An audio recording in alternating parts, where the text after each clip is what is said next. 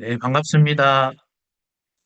어, 오늘부터 사순절 40일 기간 동안 어, 월터 브루그만이라는 신학자의 글을 통해서 예수님이 가신 길을 우리가 묵상하는 시간을 갖습니다.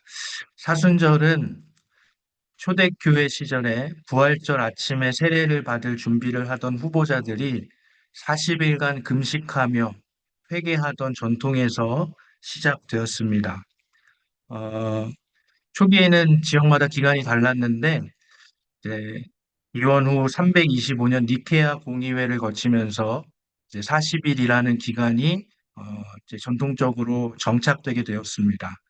오늘은 이제 사순절의 시작을 알리는 날로 개의 수요일 또는 성회의 수요일이라고 합니다. 머리에 재를 얹으면서 너는 흙이니 흙으로 돌아갈 것을 기억하라라는 성경 말씀을 묵상하면서 사순절을 시작하게 됩니다. 40일이라는 숫자는 성경에서 고난 또 하나님을 만나는 기간을 상징하는 매우 중요한 숫자이죠.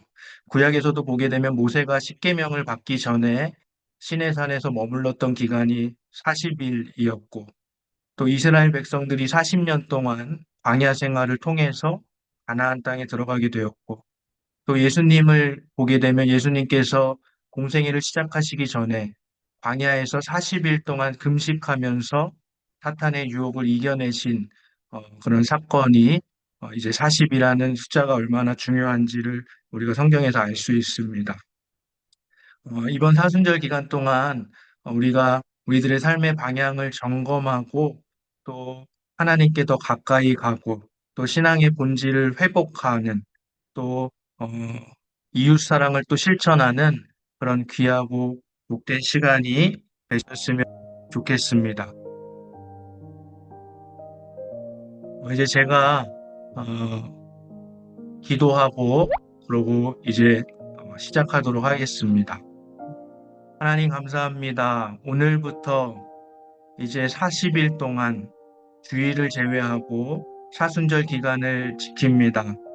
하나님, 우리가 이 기간을 통하여서 하나님께 더 가까이 나아가게 하시고, 특별히 월터 브루그만의 글을 통해서 우리가 하나님의 말씀을 함께 묵상해 가면서 하나님께서 우리에게 주시는 마음들을 발견할 수 있는 귀하고 복된 시간이 될 수 있도록 주님 인도하여 주시옵소서. 함께하는 모든 분들에게 성령 하나님께서 함께하여 주시고 저들의 삶 가운데 하나님 언제나 동행하여 주시옵소서. 감사드리며 예수님의 이름으로 기도합니다. 아멘. 이제 제가 월터 브루그만의 책의 글을 읽어드리겠습니다. 함께 보시면서 또 들으시면서 묵상하시면 되겠습니다. 제 수요일 첫 번째 날, 새로워진 나. 너희는 여호와를 만날 만한 때에 찾으라. 가까이 계실 때에 그를 부르라. 악인은 그의 길을, 불의한 자는 그의 생각을 버리고 여호와께로 돌아오라. 그리하면 그가 긍휼히 여기시리라. 우리 하나님께로 돌아오라. 그가 너그럽게 용서하시리라. 이사야 55장 6절에서 7절 말씀. 예배와 회개로 부르시는 본문의 말씀은 우리에게 매우 친숙한 구절입니다. 그런 점에서 사순절의 신앙 여정을 이 말씀과 함께 시작해 보고자 합니다. 우리는 여기서 하나님의 얼굴을 봅니다. 그분은 기꺼이 용서하실 준비가 되신 진정 은혜를 베풀어 주시는 하나님이십니다. 우리는 은혜의 하나님을 향하여 돌아서야 합니다. 그분은 명령하시는 하나님이시기도 합니다. 하나님의 은혜는 그분의 명령과 함께 우리에게 주어집니다. 이것은 그분과 우리와의 모든 관계에서 적용되는 하나님의 방식입니다. 이사야에게 주시는 하나님의 명령은 찾으라, 부르라, 버리라, 돌아오라는 네 가지의 동사를 통해 표현되고 있습니다. 참으로 사순절에 어울리는 명령입니다. 시대적 배경을 볼 때 이 명령은 일반적인 회개에 대한 것이 아니라 바벨론 제국에서 잘 살기 위해 기꺼이 바벨론인으로 귀화하는 유대인들의 행위와 관련이 있습니다. 그들은 너무 쉽게 유대 정체성, 유대 신앙, 유대 교육을 포기하고 타협하는 삶을 선택합니다. 바벨론 제국은 다른 신을 숭배하였고 이에 따른 가치관과 교육 체계를 가지고 있었습니다. 그러하기에 말씀에 표현된 명령은 본래의 정체성, 기본이 되는 교육, 곧 본래의 신앙으로 돌아오라는 요청입니다. 저는 이런 명령이 우리 그리스도인들을 위한 사순절 명령임을 말하고자 합니다. 지금 교회들의 위기는 진보적이냐 아니면 보수적이냐 하는 것보다는 기독교의 신앙과 교육을 버리고 일반적인 세상의 정체성을 따르고 유지하려는 데 있습니다. 여기서 세상의 정체성이랑 적당한 애국주의, 적당한 소비주의, 무관심의 폭력, 적당한 타협으로 누리는 풍요를 의미합니다. 다시 말해 교회는 진보적 신앙과 보수적 신앙 사이의 우위를 점하기 위한 무가치한 투쟁에서 벗어나야 합니다.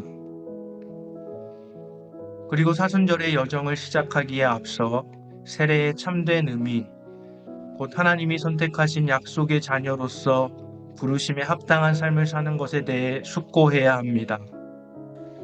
그릇된 애국주의, 과열된 소비주의, 그리고 무분별한 폭력과 탐욕의 세상 속에서 우리는 부르심에 합당한 삶을 살아야 합니다.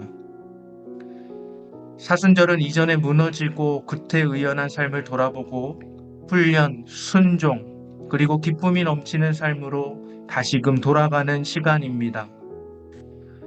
위에서 인용한 이사야의 말씀 가운데 절정에 해당하는 구절을 주목해 봅시다. 그가 긍휼히 여기시리라.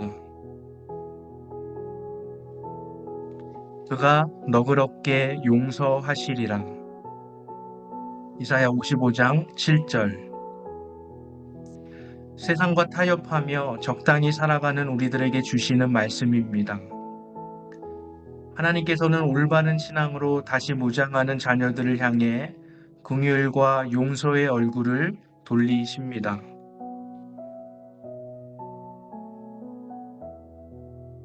은혜를 베푸시고 명령하시는 하나님, 우리가 세례의 참된 의미를 회복하도록 이끄소서. 그래서 우리가 우리를 애워싸고 있는 세상의 권세들을 따르지 않고 하나님의 부르심과 약속에 따라 살게 하옵소서. 우리의 마음을 깨우쳐서 하나님의 변혁의 말씀을 새롭게 받아들이게 하시고 그 구원의 능력을 회복하게 하소서. 아멘.